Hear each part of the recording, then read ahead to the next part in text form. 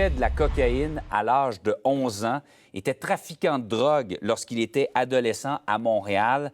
Il a gagné jusqu'à 150 000 lorsqu'il avait 15 ans en trafiquant de la drogue, mais a failli y laisser sa vie. Il avait des problèmes de consommation. Il est retourné vivre dans son patelin à Victoriaville et aujourd'hui, il s'est sorti de cet enfer-là et veut redonner aux autres. Je rejoins dans nos studios à Trois-Rivières Michaël Vincent. Bonjour, Michaël. Salut, ça va bien? Oui, merci de vous être déplacé, venir nous parler ce matin. Quand j'ai lu l'histoire, Parcours d'un survivant dans le Journal de Montréal en fin de semaine, j'ai dit, il faut que je lui parle. Comment vous êtes arrivé d'abord en contact? Vous n'étiez pas un jeune qui était dans un milieu de la drogue. Comment vous êtes arrivé dans ce monde-là? Bien, écoute, c'est pas compliqué. À 11 ans, mon père était supposé de venir me chercher au terminus Berry-UQAM à Montréal. Puis, il était pas là.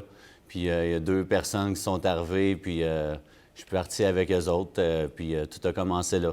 J'ai été influencé, puis j'ai suivi la gang, comme on dit. Ils vous ont carrément fait goûter à la drogue et vous êtes, à partir de là, vous étiez accroché.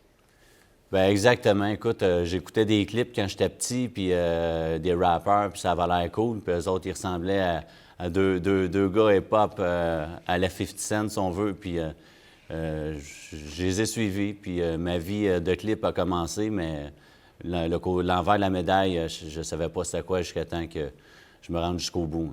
De fil en aiguille, donc, vous êtes devenu un trafiquant, dans le fond. Exactement. J'ai commencé au bas de l'échelle, puis par la suite, j'étais tombé, j'ai monté les échelons, comme on dit. C'est drôle parce que d'habitude, on a l'impression que le trafiquant fait de l'argent sur le dos des drogués, mais vous, à la fois, vous faisiez du trafic de drogue, mais vous consommiez également.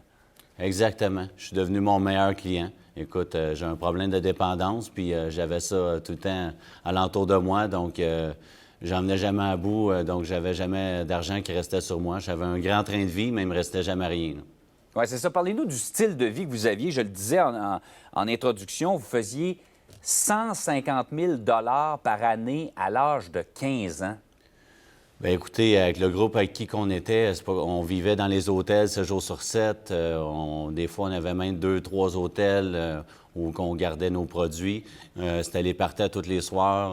On fréquentait du monde dans le milieu criminel, les danseuses. Donc, avec les gros parties puis les grosses suites à tous les soirs, 1500 à 2000 $ par jour à dépenser, ça reste pas longtemps, là. Dites-moi, ça, c'est le côté pour un jeune là, qui veut aller dans ce domaine-là, qui dit « Ah, wow, faire de l'argent, avoir la grosse vie, ça a l'air intéressant. Mais votre vie a été en danger carrément. Quand on est trafiquant de drogue, j'ai lu, entre autres, un témoignage, vous avez été enlevé à un certain moment. Oui, à un moment donné, il y a eu les guerres de gang, donc j'ai fait face à ça. Je me suis fait enlever, j'ai vu quelqu'un se faire tirer, du monde se faire poignarder. Là, qu'est-ce qu'on voit dans les clips, là, il ne montrait pas cette partie-là. Je commençais à goûter à l'envers de la médaille. Puis là, je commençais à avoir la chienne, comme on dit, là. La vraie game commençait, puis c'était plus drôle. Fait que je consommais plus. La paranoïa faisait partie de ma vie. Donc, c'était rendu le monde là, auquel que je voulais fuir, là. Et vous consommiez quoi? Des drogues dures, évidemment?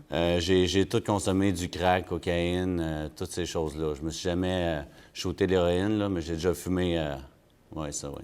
Dites-moi, donc, la violence autour de vous, les risques de mourir, vous étiez dans une spirale descendante. Là, vous êtes pris en main, mais ça a pris 4 désintox avant d'en sortir. Exactement.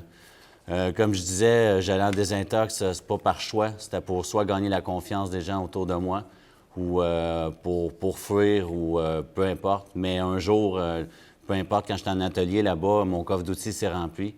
Puis après 4 fois, j'ai voulu enfin m'en sortir, ce coffre d'outils-là, là. Et aujourd'hui, vous n'êtes plus le même gars, vous n'êtes plus le même homme que vous étiez à l'époque. Vous avez complètement... Vous êtes un homme d'affaires dans la région de Victoriaville. Et j'aimerais ça, en terminant, Michaël, que vous nous parliez. Vous organisez quelque chose parce que vous voulez redonner également, faire profiter de votre expérience. Ça s'appelle Séjour 21. Ça se passe au mois de mai. Qu'est-ce que vous proposez? Exactement. Il y a 10 personnes au Québec qui sont choisies pour être logées, nourries pendant 21 jours. Écoute, j'ai voulu rassembler des gens qui ont un impact important dans ma vie. Parce que si un jour je me suis choisi, bien, c'est parce qu'il y a eu des gens alentour de moi qui ont un impact. Fait que j'ai rassemblé des grands conférenciers qui vont leur faire vivre une expérience incroyable dans leur vie. Puis, écoute, ils vont sortir de là avec une lumière en dedans d'eux autres. Puis on a hâte de vous présenter les 10 candidats choisis. On est en train de sélectionner les personnes qui se sont inscrites, là. Donc, ce sont des gens qui peuvent avoir besoin justement de sortir, un peu comme vous, de changer leur vie, de faire un grand changement dans leur vie. Exactement. Donc, avec des coachs, des motivateurs, des grands conférenciers qui ont un impact dans ma vie, on va être là pour les faire évoluer, puis ils vont sortir là, ils vont avoir un gros wow dans leur cheminement, là. Hey, Michael, c'est fascinant de vous parler. On se reparle autour d'avril-mai, quand vous aurez choisi vos candidats. On va se reparler. J'admire les gens qui font un changement aussi important dans leur vie. Bravo pour ce que vous avez fait et ce que vous continuez à faire également. Merci Michael. C'est très apprécié l'invitation. Bonne journée, au revoir. Yes, toi aussi. Tout de suite, 9h30.